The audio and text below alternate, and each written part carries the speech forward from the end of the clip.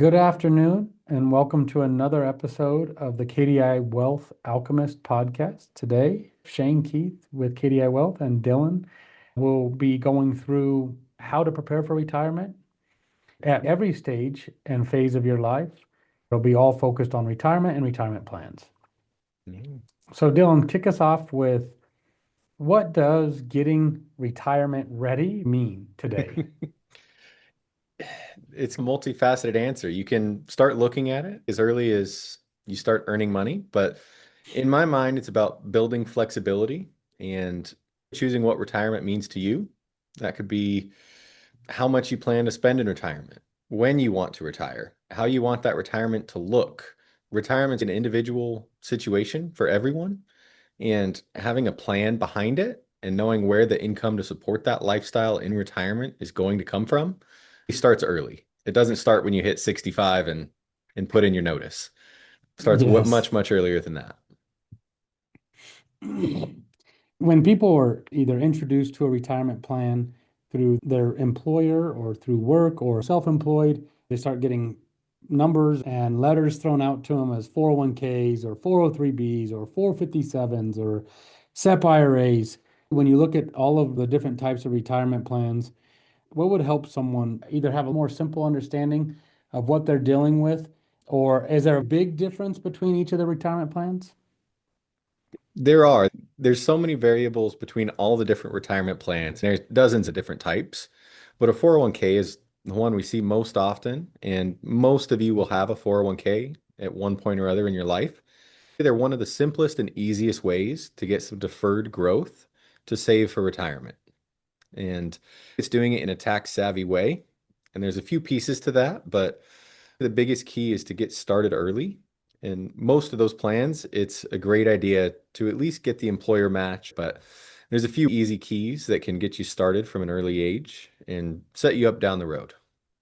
So why is it really that important to start early, or where would you put in the priorities of importance time as a factor of investing? Time is one of the first things we look at when we look at the investment allocation, but compounding is what makes time so powerful. Early in your 20s and 30s, you likely don't have a lot of discretionary income to save. But, if you can save a small, modest amount monthly, that compounding effect, you can think of a snowball rolling down a hill. It gets bigger and bigger over time. The earlier you can start, the longer that money is going to work for you. Just a simple math here.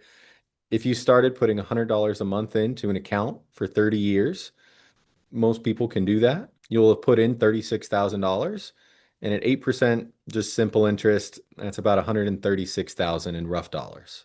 So the compounding grows over time and is such a powerful tool. It's one of the best things you can do. That's a great example. And you mentioned taking advantage of a 401k match. And we come across that time to time, even when you're young and starting out and you're just trying to pay bills. A lot of times we'll hear, I can't afford to contribute right now. We always say, you can't afford not to. It's free money. Think of it like a raise. Always take advantage of that 401k company match or 403b, whatever plan you have available to you. I just want to touch on something back. If it's a 401k, 403b, 457, all that all stands for is just a different number of the IRS tax code that's referring to that type of plan. So a lot of these plans is for tax deferred savings, even though in today's day and age, most of these plans offer Roth savings, which brings us down a whole nother rabbit hole if we wanted to get in that today. But great questions to ask your advisor about is, hey, Roth versus pre-tax dollars. Thanks for that, Dylan. Moving on there, you shared a good example of compound interest and why investing starts early. When you look at 401k plans overall or 403b plans, do you feel like they're more built for individuals as they're just starting out and starting to invest and build wealth? Or do you feel like they're more for individuals in retirement? Structurally, where do you feel like they fall?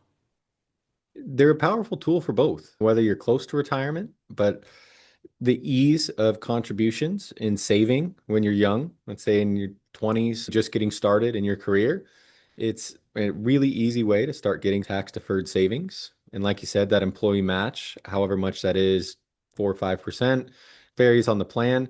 That's essentially free money that you're getting, a guaranteed return on. And when you're young, they're a great tool. We urge everyone, no matter who you are, to take advantage of those, at least up to the match. And one of our best practices is just to get started early. So whether it's 10, 15, 5%, 3% that you can actually put in, putting something in and getting in the habit of having that come out of your paycheck before it hits your bank account is one of the strongest things you can do and builds good habits over time. Explain to the audience, what are the tax advantages, either through Roth contributions or through pre-tax contributions or tax deferred contributions for 401k or retirement plans? Of course. So when we look at a traditional 401k or traditional IRA, what it does is it defers the taxes that you're paying on those funds further down the road. So instead of paying taxes on the income now and investing those funds with after-tax dollars, you fund a greater amount now because it hasn't been taxed. Those assets grow over time. And then when you pull those out at retirement, those funds are taxed as income. But it lets you defer away a greater amount of money and pay the taxes farther down the road. When we look at Roth 401k or Roth IRA contributions, those monies are funded with after-tax dollars. So you've already paid taxes, and the great part about that is, again, those investments grow tax deferred. You can make investment changes as you go down the road. You won't pay capital gains. But in retirement, when you go to pull those funds out, they're completely tax-free dollars, which again is a really great tool over time. And another piece on the traditional that should be mentioned is for most people, it actually gives you a deduction on your tax return. So it lowers your overall income that you'll be taxed on. So you get two tools there that give you some tax benefit. So just as an example, if I was able to put $20,000 away and I did it all tax deferred pre-tax, and let's say, for example, I make $100,000 a year, my reportable taxable income for that year should be 80,000. Exactly. So it's a dollar for dollar reduction of what you're able to put into that 401k will reduce your income for that year. Another one of the reasons why you may use a pre-tax option is if you're in your high income earning years and you're putting money away now tax deferred, ideally down the road, when you take that money out, you're in a lower tax bracket if you are retired. And that's how a tax deferred pre-tax contribution could benefit you is if it was going to be taxed at, let's say 30% while you were working, if you took that money that day, rather kick the can down the road when you're in a much lower tax bracket, say 12 or 15%. So thanks for that, Dylan. Of course. In regards to picking investments, or I got a 401k plan, what do I do? Where should I go from there? There's a lot of different approaches people take. Common ones we see is they allocate a certain percentage across all of the investment options so that they can diversify. And it really isn't an approach we recommend. Most of your employer sponsored plans will have some sort of target date fund, meaning that there will be a manager on the other side of the 401k that manages this fund for growth. And as you get closer to retirement, they're actually going to pare down those investments automatically, reducing the risk. The goal is when you get to retirement age, those funds are there when you need them. I'm not going to say a foolproof way to do it, but it's one of your easiest options to invest those buckets inside of the sponsored plans. Well, a bit of a history lesson there is that previous to a couple law changes for the ERISA rules, when you'd participate in a 401k plan, if you didn't pick an investment, it would automatically go into the plan's money market. And there were some ugly cases where someone may have saved for 20 or 30 years, but the money sat in money market the entire time. So I think one of the best enhancements to a 401k plan is the default target date retirement funds, where if you don't pick anything, they're going to put you in an investment fund that has the ability to grow over time and is paired to your date of birth. So it's paired to the date that you're closest to 65. So it takes a lot more risk while you're younger, but as you get closer to becoming 65, it scales back the risk some. So I think those target date funds are one of the best enhancements to 401k plans in a long time. And the other piece there is they're well diversified and they have professional managers behind them. So, instead of just doing it yourself, you're letting someone that does this day in and day out pick those investments for you. If you're sitting here in your 20s or 30s, when it comes to retirement, what should you be focusing on? For clients in our 20s and 30s, our advice to get started and build those habits of saving You might be saving for a house purchase. You might be saving for a new car, whatever it is. There's an abundance of things you can spend your money on in your 20s and 30s that are much more fun and shiny than contributing to a 401k. So getting those habits started, contributing what you can, and if there's an option in the plan to increase those contributions, most of the 401ks will give you an option. If you can increase it from 5 to 6% next year, we completely recommend that so that those savings continue to increase. And most of the time, you don't notice that change. Yeah. With that being said, as you go from your 20s and 30s and getting into your 40s, mid 40s to late 40s, life is happening, right? You're moving into phases and different chapters of your life. If you've had kids and you're raising a family, by the time you're in your mid to late 40s, you're probably at the point where they're getting close to leaving the house or you're getting close to becoming an empty nester.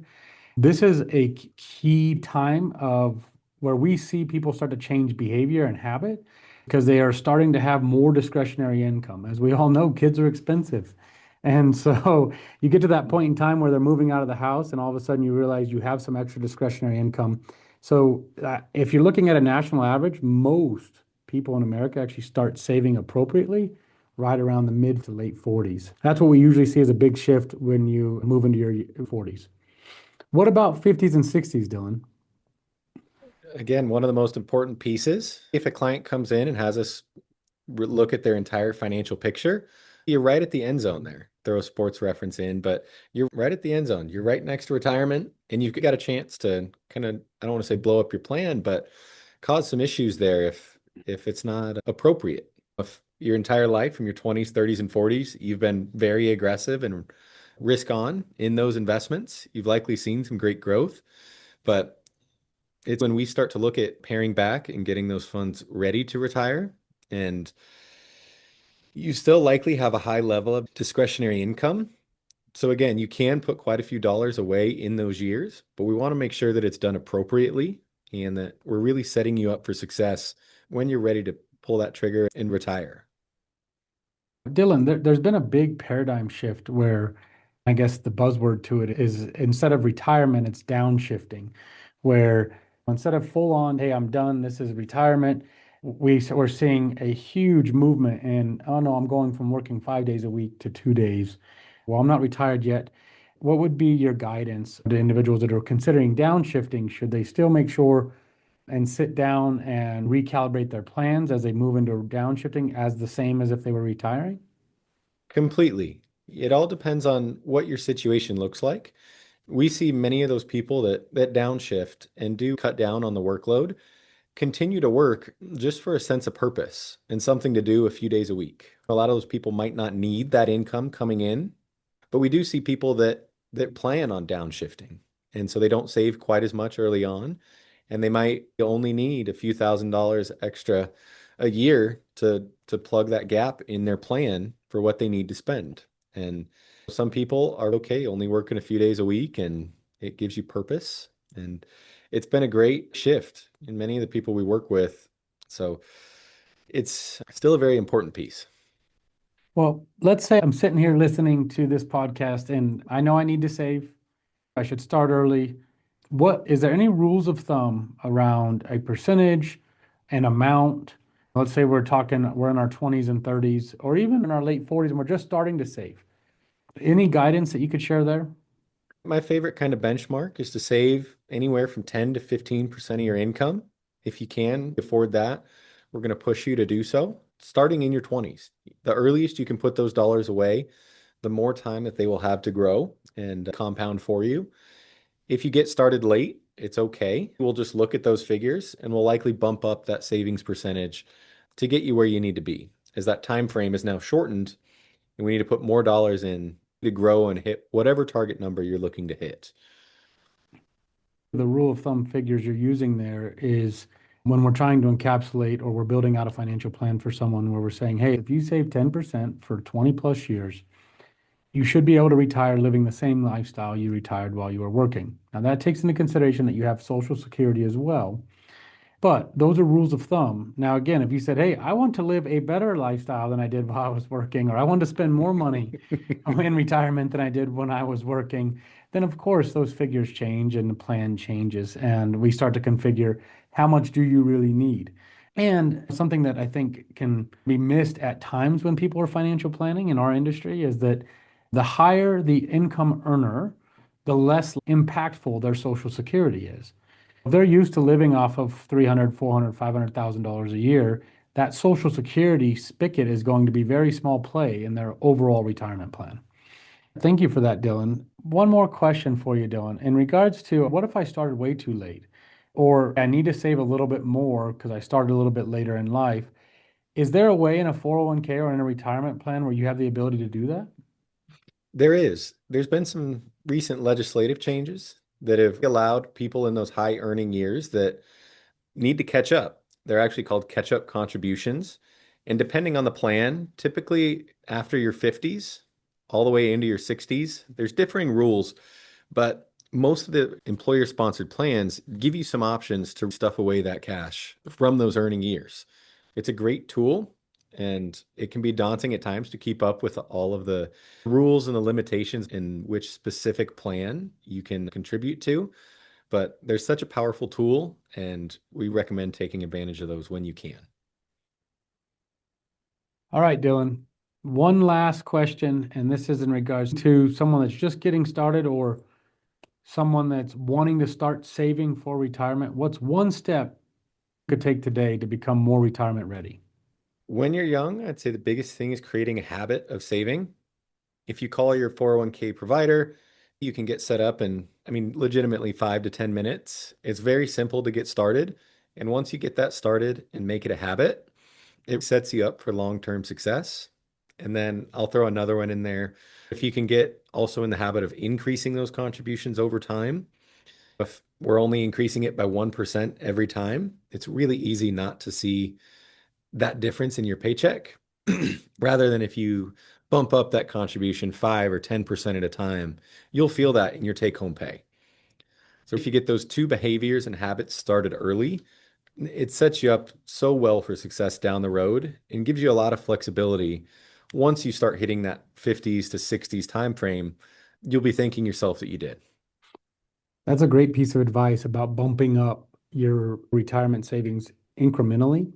Something that I've heard you talk about before and we talk about with our clients is either getting into best practice of, hey, I'm getting a pay raise, I'm going to increase my 401k contributions before the raise kicks in, to where you still get a raise through your check, but it's maybe a little bit less than the overall raise because you put more into the 401k plan. So from just a psychological perspective, it feels better. You're saving Mhm. more, you're getting more in a paycheck, and you're able to kind of double dip there with the raise.